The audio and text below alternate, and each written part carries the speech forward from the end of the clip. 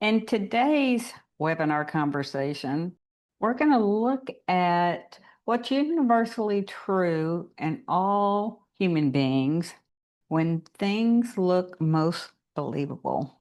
So, do you notice that certain times the mind is so certain about what it is experiencing or seeing? Do you notice how sometimes you can brush these interpretations off, or other times they just persist? So, what's up with that? And where have all those intense feelings gone? In today's conversations, we'll talk about this and we'll learn more about how all human beings operate. And it's my intention that with more understanding, we all truly have an easier, more enjoyable, and more joyful experience of life. Thank you for coming to the conversation, and I hope you have takeaways that support you in your life. When things seem most believable, when things seem most believable. So I just want everybody to just take a beat and just kind of reflect within yourself and in your own experience of life. Oh, have you had moments where things just seem so believable? Yeah. Great, great. And, and do you notice that, and I wanted to really put this out there too, I think a lot of us can be real familiar with uh, a reaction related to fear. Okay, I always say you can use the word triggered, and you, but I want to point it to reaction period. So, so I was thinking like any intense reaction, like you think you're crazy in love with this person, or somebody just used a word that tends to send you to the moon. Yeah. So inside, anybody have any examples they want to share where they just notice within themselves, there are times when things just seem so believable and you're kind of blinded to any other possibilities. Easy enough. Easy enough. That's why these conversations, I like to have them for to stir reflections and to kind of point to the obvious that we live in our day-to-day experience in these reactions. And I think we can understand what's happening behind the reaction. Two Mm. things. I think we can have a much smoother ride of life, A. And B, I think we have many fewer messes to clean up. Okay. Okay. So, in that place of if we all notice that every single human being has its own, um, everybody has strong reactions. Does that look true universally across the board? Every human being has strong reactions to something, whatever their something is. Mm-hmm. Many things. Where I don't know. I'm not immune. So does it look like it's really universally true that every human being has can have strong reactions? Maybe they're positive, maybe they're not so positive. A really good high, and maybe it's a really furious low. Who knows? Who knows? But you see that everybody has them. Sure. Great, great. So when we see that everybody has a relationship to these reactions, it looks to me like if we have a better relationship with these reactions, life runs smoother. We can't avoid them. We can't keep them from happening. We can't get a spiritual bypass to these reactions. Um, it's just part of the makeup of who we are as human beings that we're going to have reactions, and these reactions are going to seem incredibly true at the time. Does that seem like a snapshot of reality? Yes. Great, great, great, great. So, so I was thinking like, on the one on the one where you think we have a reaction of um like I said, I kind of laugh at this, I don't know how many times anybody's been infatuated or fallen in love with somebody and you find out that feeling wasn't as true as it presented itself to be at the time. Okay. Okay. Okay. Without naming names, let's keep the let's keep the innocent out in the fray, okay? All right. And then and then let's also look at when we've had a reaction or like I'll use the word trigger just because that's one that most people can relate to about being triggered. Do you notice that at the time of getting pinged or triggered that it doesn't feel like anything else is true at that moment? Yes. You can't see anything else. You're kind of blinded by the trigger. You're kind of just blinded. So I thought in both of those situations, I thought it'd be helpful to just point out the obvious of what's happening behind the scenes. So it doesn't make a positive reaction better than a negative reaction. It's just seeing what's happening inside us that's causing the reaction. And really seeing that when we're in that reaction or reactive state, we can learn to uh, take it with a little more grace or a little more stride and a little less 100% convinced, the believability of it. And I'm not saying it's not good to be in love, but I mean it's, I don't know how many times uh if you're crazy in love or infatuated and maybe your judgment gets marred. Just saying. Oh, So, just a wee bit. Just a just a little. wee bit, you know what I mean? So, and then it just didn't seem as, it wasn't as real later as it was in the beginning. Um, so we've kind of established that everybody has reactions, and in ourselves, if we see that in those moments when things feel most believable, what's happening? What's happening? There's there's two things happening that I want to point to is both the mental and the physiological, the physical. Okay. So something captivates your attention. Okay. Somebody does something and it has pinged something inside us. And I want you to kind of notice how much of your bandwidth goes to that topic. Okay. Whether it's a love feeling or a hurt feeling or a disappointed feeling, just how much of your bandwidth gets consumed with your perception of what's going on. All of it. Lots and lots and lots. At that moment, when you're really keyed up and triggered, you really see how much of your bandwidth is on that topic. Even sometimes when you want to shift away from that topic and you just can't, it just keeps going back to it. Kind of like water runs to the lowest spot. It's like your mind just wants to go back to that spot again and again and again. And so what I want to point to, that's the mental part. Like that's just what your mind is up to, getting captivated by a particular topic. And as a result, your physicality is going to follow where your mind has gone. Kind of like I was talking about water runs to the lowest spot. All of your sensory reactions are going to go in the same direction.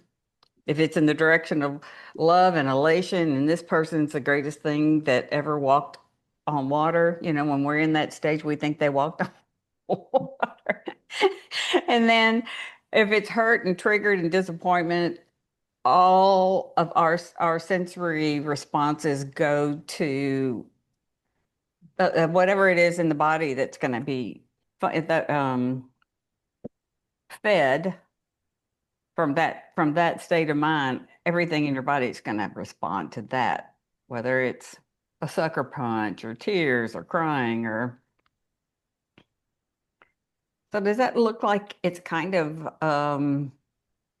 fundamentally true? Hmm. If So you you hit the nail on the head. Great, great, great, great. So I always like to come back that to show that every human being's doing the same thing in their own reactions to whatever their perception is of what's happening. And I think it's so good to notice that you're not doing anything wrong. You're not making a mistake. You're just seeing that in that moment, hopefully through this conversation, the believability of that reality will get less believable and there'll be space for something else. When you either get in the very triggered spot or you're in that really high spot, you can stay centered and grounded a bit more than getting knocked off the tracks. If we just see that that intense feeling is happening because it's completely human, all of my awareness and is bandwidth is going to that topic, and my body's going to follow where my head is traveling. That's why I'm feeling how I'm feeling. And when it's that intense, it always feels true.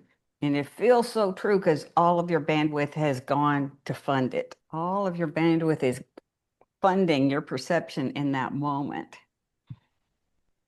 funding your interpretation, funding your um, interpretation, your story. The world is against me. They never liked me. Whatever, whatever it is. I always pick the wrong guy or the wrong gal. I always, my picker's off. You see how everything falls into that and it feels so believable. So I just kind of wanted to put that out there at this moment, just because the topic of today is when things seem most believable. I wanted to give you a little understanding about why does it feel so believable. And perhaps changing that bandwidth at the same time. Well, I don't even think you have to change the bandwidth if Ah, you have an understanding that it feels intense at that moment and you can write it mhm. out until Okay. you don't have to react in that moment. And I talked about how we either can we might have less messes to clean up or that kind of thing. It's like when the intensity is the highest and it feels the most believable, you can take a beat and know that in that intensity, it is the I think the least favorable time for you to take action. Yeah. Because if it's really true past the intensity, you'll make a wiser choice to what needs to happen than if you do it in the reactive state. Yeah. And more times than not, when we get past that moment of intensity, um, we get clarity. Mhm. We get the opportunity to see something else. Clarity. Yep. So and so thinking about that, like what you just said about doing anything with your bandwidth, I don't think you have to do anything with it if you know what's up. If you understand what's cooking behind the scenes, you can write it out Hmm. True. and not not take any action. Just get over when we're going to talk about, where that intense feeling, where it goes. But for right now, I just want to check in. Any comments or anything on what we've talked about so far? Questions? I've never heard you say that when we have an experience in the moment like all of our senses and resources go to that experience. And that's one of the reasons that we have this reaction that we experience, and which makes perfect sense. And it's not something that we can control. Oh, no. Mm, No, no, we don't need to control it. mm, We don't, the more we understand what's happening, it can't be controlled because it's kind of, like I said, water's going to run downhill. Don't fight nature. And and oftentimes, so many times people feel like if they can't change something that is innate and natural in a human being, they're broken or they're doing something wrong. And we're fighting nature at that point. But if we start to really get some understanding of the system, we don't have to fight it. We can live within the system more peacefully. And that's really my goal, to live within this system that we've been given for our essence, our soul to inhabit, and how can we do it more peacefully, easily.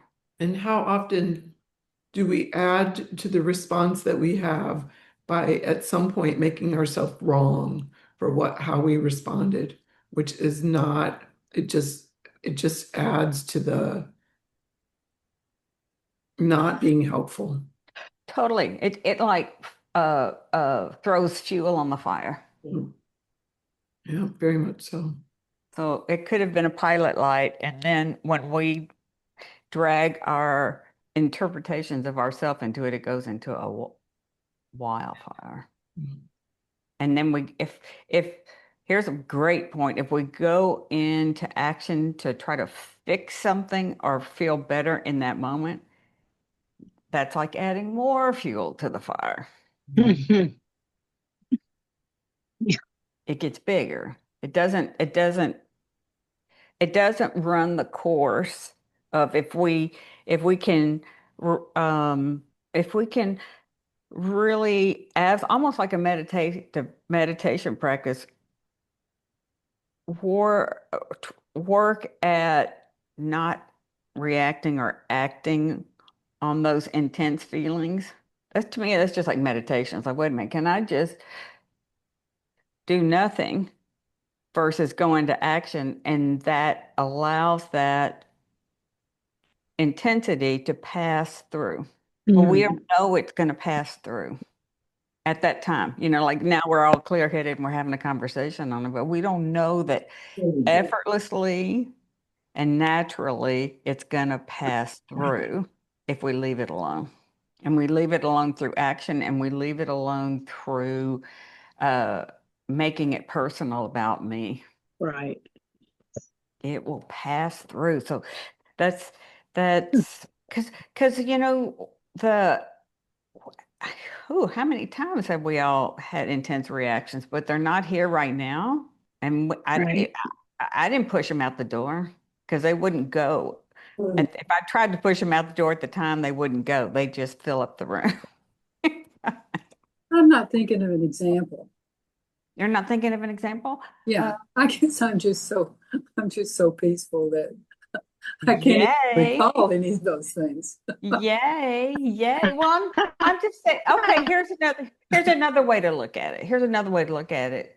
What if you have a strong reaction to uh somebody treats somebody you love badly and you want to come out fighting? You know what I mean? You want to come out swinging. You want to. Yeah, yeah, Okay. All right. All right. And then at that moment, you tend to want to go into action. You want to fix it. Maybe you want to fix it and make it better for them. You want because it stirred up an uncomfortable feeling in you. okay. Is that relatable? Somewhat, yeah, somewhat. Okay. So, maybe it's like one of those, I'll even call it one of those mama bear kind of things, where you want to go in, Hmm. um, and beat up the bully on the playground that messed with your kid, or Mhm. something like that. There's a reaction to that, and if you even look at that situation, it's like, wait a minute. If you go to the school with a clear head and clear plan, Uh-huh. and be able to communicate effectively what you understand to have happened and what action are they going to take. Here we go. You see how that could be, Yeah. because at the time, you probably, I can only speak for myself. If somebody came and told me so and so was bullying them, that whoever is the targeted bully is guilty until proven innocent. Yeah. Right. Right. You see, Yeah. you see what I The mean? So situation's believable. Yeah. Yeah. exactly. So Right. guilty until proven innocent is my reaction.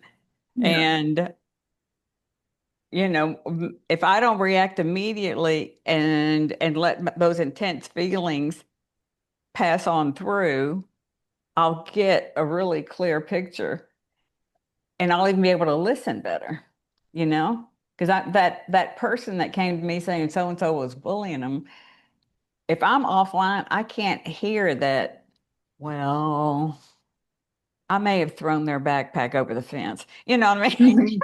Yeah.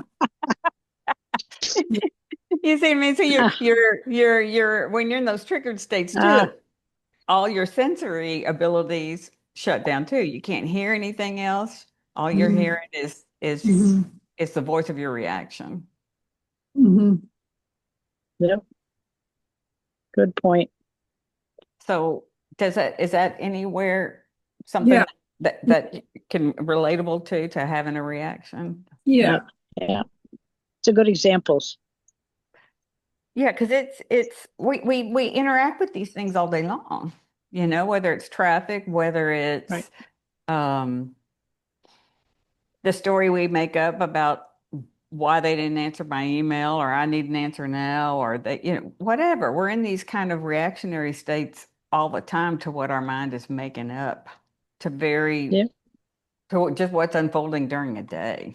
And so maybe even, just noticing that when it's intense, just as like kind of part of the operating manual of being human, maybe when it's most intense, a very first uh, part of your practice might be, which was mine in the beginning, I had to sit on my hands. I really had to sit on my hands because the feeling was so intense. I felt like my body had to move because it was going to, like a tsunami, it was knocking me over. But it's like, no, it just occurred to me to sit on my hands and just be Still. curious, just wait it out. Just Yeah. wait it out. And that the first time you do that and you survive that intense feeling, and there's no you took no action, you just waited for the intensity to pass. You it resets you and you're almost in, I was introduced to a capacity in me that I didn't know I had. Mhm. Any thoughts on that? What comes to mind? Any thoughts? I like the analogy of sitting on your hands. I mean, somehow have you have to do something to not react, to not get in there and want to fight. Exactly. Exactly. Exactly. Ex- or I'll even say, like in that one situation when I sat on my hands, um, and just to show the diversity of how reactions hit people, like in that moment, when I had to sit on my hands, I instead of having a reaction to fight, it would in that moment it was like, oh, allowing myself to feel the intense feelings and not go into hurt. Someone hurt hurt my feelings. Mhm. You see Hurt what I mean? them So or I hurt mean, whatever yourself. reaction. Right, right, right. But I mean, I can see where it for and just in that part of my journey of life, it would be uh just feeling hurt.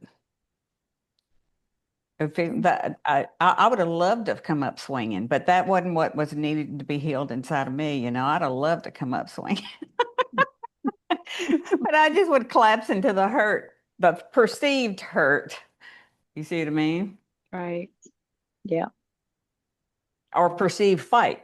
You see, either one, it's just the flavor of the reaction. Whatever comes up for you. There's no right or wrong reaction. It's just whatever comes up inside of you when that intensity is there. I have a situation I'd like to talk to you about. Love it. I have a sister who's 8 years older than me, but she's the only sibling I have. And communication has been really tough. We don't do that well at it. And I said, okay, why don't we just talk on Sunday? I'll call you on Sundays and we'll just have a discussion. We'll just talk. Mm-hmm. And for whatever reason, the last time I reached out to her, she said, this isn't a good time.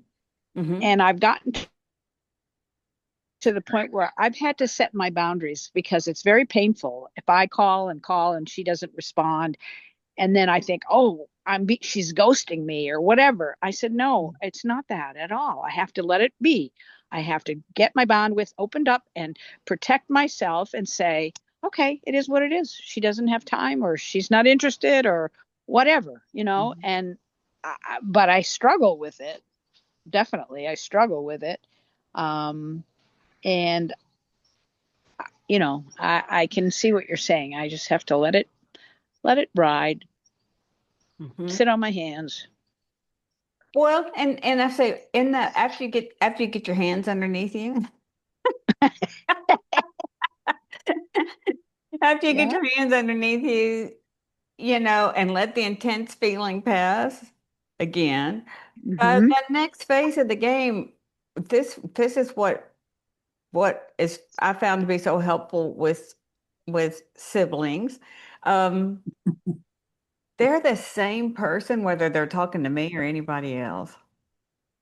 They're not treating me different. They're just being them. Uh-huh. They are just being them. And Okay. so, I mean, if you consider they're just being them, the next step is if you can really see they could treat someone else the same way, it's not about you, A. And Right. what if it's not about you? No, I know it's about her, and No, I no, feel no, no, sad. no, no. It's a But oh, Oh, oh, oh. okay. No, go ahead. You said you feel sad. I feel sad because I feel that she's struggling. She has a sick husband. Mhm. She's not happy with her life right now, Mhm. and I feel like it would be good for you to be able to talk to me, sister, but she can't. Mhm. It is what it is. Well, no, but I want you to really own your interpretation of her life, Okay. and that your interpretation of her life is causing you pain. Oh. Yeah. Yeah. You're right. You're right. She's not doing anything to you. No, exactly. No. She's not. That's when I laugh and go, "Oh no, it's that girl in the mirror I see every single day." She created this problem again. How does she sneak in here and create these problems when I'm not A, looking? a girl in the mirror. Yep. But I totally get it. I totally get it that when we have um, desires and expectations, and I'll just pick on siblings because I got a library on this topic. If we pick on, on siblings, I think it, I think all the time we're being asked to redefine all these definitions we were raised under. Good point. What a sibling is, how a sibling shows up, what it means to be a good sibling. Blood is thicker than water. We're bonded. It's like we might have come out of the same womb, but I don't, I really think we have to look at that going, wait a minute, these are separate souls coming out of the same womb. Right. And how much is added to that? How much is added to that? Just in our culture and in our family belief structures, and Yeah. because they're separate people. They are totally separate people with their own vision of life, their own mindset about life, their own beliefs about life. And I'll even say their own beliefs on relevance of family to A their life. family. Yeah. Right. Yep. You know, they're separate people. They're very separate people. And it looks like in my walk on this topic, it has been throw Webster's dictionary out the window and anybody else's and clean up all of this sticky definitions I have around siblings. You know what I mean? That the Yep. sticky stuff is what causes me pain and suffering on how it ended up, or how it is in its current state. And it just is one of those, I got to clean it up because I don't want to live in a feeling of suffering, I don't want to live in that feeling. Thank you. You're right. Is that relatable at all? Oh, big time. Very relatable. Yep. And you know what this thing that occurred to me recently, and I felt like it helped me with all my, I'll say, family of origin misunderstandings and belief. And for all the stories I had put on people in my family, I claim it. All the stories I put on them. It's like what I saw one day was that the highest intelligence on the planet is absolutely free. And it's available to every single human being. Not the so-called spiritual seekers, not the ones that have wanted to look at finding peace or anything else. It's like every human being, if their heart is beating, the highest intelligence is operating their heart in their body, and they have the full capacity to create life in their own way. Good point. Yep. I think we forget that, but that's a very good point. Thank you. So however they're living, however they're living, and however they either are not including me in their life, is a creation of their own creative powers. Right. And they have the capacity to change it. They have the capacity to see it differently. It only takes one see something fresh for an entire universe to be created.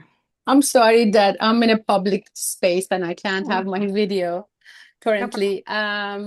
Yeah, but you mentioned that, just basically when something happened that we believe that's a disaster perhaps in our life, we don't react to it, give it some time. Do you have any advice on like how to cope with those feelings, strong feelings, while we're letting it go? Or how long does it take for it to maybe perhaps not dissolve but change, to change that feeling? Maybe sometimes it gets worse while we're holding back.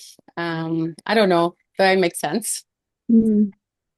Yeah, I think if I understand correctly, it's like, well, what else can I do when those feelings are at their most intense? Is that kind of the question? Yes.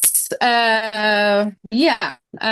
Or the feeling that needs, sometimes the feelings get stronger that you want to react more to it. Sometimes, how do we know that, are we on the right path, but not by not reacting to it immediately? Well, I think I think it's that the next thing is to see is like, what are you reacting to? Uh, I don't many examples that has No, not happened even that that. No, I no, no. wanted to react immediately. Yeah, Well, let's just, no, yeah. I just want to back it up a little bit going in that moment when the intensity is the highest, what are you in reaction to?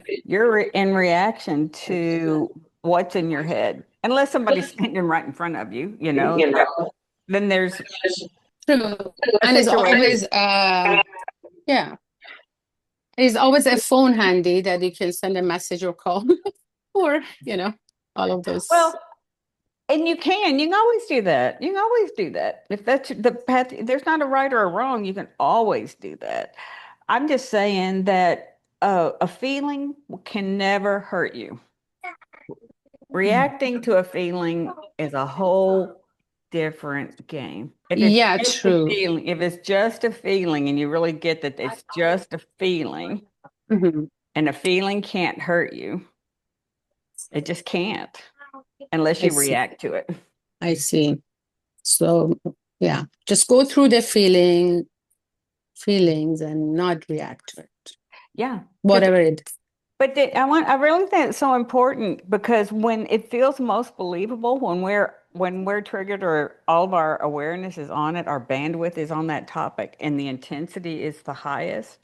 Mhm. That's where I'm saying the intensity is in the feelings are intense Yes. in the story, but a feeling cannot hurt you. Yes. Now, coming out swinging and somebody swinging back, that can hurt. They can take you to the hospital. Oh, true. Yeah. Very true. Yeah. Or saying And something that might hurt somebody that you cannot take back. right. Mm. And if you still want to say it when you're clear-headed, say it. Got it. But a And feeling can't yeah, hurt you. And nobody, when it's that intense, we feel threatened or we feel certain. Like even the intensity, we feel certain of something, whether yeah, it's true love or true hurt. We feel certain of something. get less certain, give it some time, other questions might pop up that, oh, is that true? Is that really true? Yeah. You Yeah. And see. is it really true? I want you to look, is it really true that the intensity passes? Mhm. Because otherwise we'd all be jacked up with Mhm. every with every upset we've ever had. We would be wound tighter than tight. But also, a lot of that intensity, where'd it go? We didn't clean house. We didn't declutter. We didn't consciously get involved and do something with it to make it go away. But Mhm. True. but it did move through. That's part of the system we're in. But I think that thing about a feeling can't hurt me. You can't argue with that, you know? Mm-mm. You don't want to feel it. You don't think you can bear it, but it won't hurt you. It's like, to me, it's kind of like going through a tunnel, when it's pitch black. If if you're not so claustrophobic and you can ride to the other end of the tunnel, you're going to come back to an open spot. But at that moment, Right. when you feel claustrophobic, it's just a feeling as you're Mm. traveling through that tunnel. Right. And it feels like you Good. won't make it, what I mean? Or it feels whatever you feel. But the energy of life is moving you through that tunnel, moving you through that intensity. Feelings can't hurt you. No, not unless you react to them. And I like to use this example because when I heard it the first time, it drove such a point home for me in that when action is taken from those intense, very intense feeling moments, that's what fills up prisons and graveyards. And those are, and I mean, yeah, we see, we've all had those conversations about choices people made when they were in an intense feeling, and some survived those intense feelings and some didn't, but they were still just feelings. That's where addictions come in. Yep, 100%. 100%. But it's still just a feeling, still just a feeling. And we're kind of addicted to feeling good. I don't know about y'all, I like feeling good. And I don't like uninvited guests and mood swings and all that stuff. It doesn't change it, prevent it, speed it up, but I can slow it down by getting concerned about it. So any other questions or anything just on that topic? Frozen. When things seem most believable. I was thinking about sugar and the desire for something sweet. And that it can seem like a pretty intense feeling. You bet. Yeah. You bet. And it's speaking as a sugar would be my drug of choice. It's I laugh going, God, this must be what it's like when people are trying to quit smoking or quit drinking or quit doing drugs, because it's like, man, it won't leave me alone. It's just tapping me on the shoulder going, oh, just I'm like, wow. But it does have to, some days you're good at it and some days you're not. But that doesn't mean there's something faulty in either one of us, It's just part of it. And then I think the body gets hooked to sugar, I don't know that. I'm no physician, but I think the body, isn't it, with the candida wants to feed off itself and wants more. And then we think it's us one, and I don't know. That's above my pay grade. But it's an intense feeling. Yeah. Believable. And yeah, so I guess the same thing would apply, just to sit on your hands until the feeling passes, if that's something that you want to avoid. Yeah. And even I think in that when we don't take action, it's like if we could engage in something else or even allow our wisdom to give us a solution. But typically I'm down the cookie dough hole before I would ever give my wisdom a chance to get my attention, to give me an alternative, Yeah, but that's intense feeling. That's a great example. Anything else anybody has comment or question? Feelings can't hurt you. No. And we're full of them, we are full of it.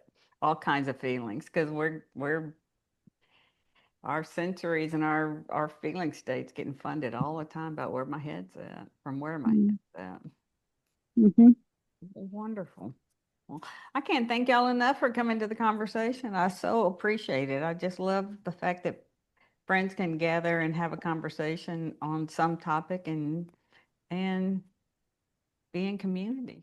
Thanks for coming to the conversation and taking a listen. I think in this conversation, some of the nuggets to take away to support you is really seeing that feelings can't hurt you, that when things feel the most intense, that you don't have to do anything for the intensity to pass through. And it's really in the highest good, I believe, to allow reactions to subside before you take action. So thank you again for coming to the conversation. Please share this if you know someone that you feel could benefit. Also, better yet, drop into our next conversation. I'd love to have you there. This is Cherie Ray. If you would like some individual support or group support, please reach out to me.